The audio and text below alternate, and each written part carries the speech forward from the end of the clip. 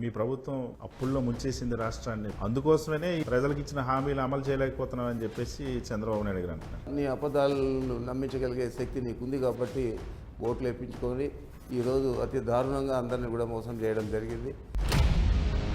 ల్యాండ్లోని మధ్యలోని అన్నింటిలో కూడా స్కాములు చేశారని చెప్పేసి మీ మీద ఆరోపణ చేస్తుంది వాళ్ళు. ఒక వ్యక్తిని రాజకీయంగా తొక్కాలంటే ఆ వ్యక్తి మీద వ్యక్తిత్వ హననాన్ని చేస్తాడు. మరి అలాంటి వ్యక్తి చంద్రబాబు నాయుడు. జగన్మోహన్ రెడ్డి గారికి పక్కన ఎవరైతే సపోర్టివ్గా ఉన్నారో వాళ్ళందరినీ టార్గెట్ చేస్తున్నారు.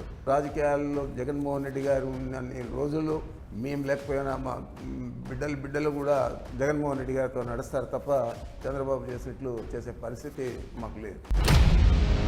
వైఎస్ఆర్ కాంగ్రెస్ పార్టీ 11 సీట్లకే పరిమితం అయిపోయింది. ఇక మీరు పార్టీకి తాళాలు వేసేసుకోవాల్సిందని చెప్పి తెలుగుదేశం పార్టీ రోజు ఆరోపిస్తుంది. ఒక బాల్ను కిందికేసి కొడితే ఎంత పైకి పోతుంది, ఇంకా గట్టిగా కొడితే ఇంకా అంత పైకి పోతుంది. వైఎస్ఆర్సీపీ నాయకులు పెద్దిరెడ్డి రామచంద్రారెడ్డితో స్ట్రైట్ టాక్ ఈ రోజు సాయంత్రం 6:30 నిమిషాలకు.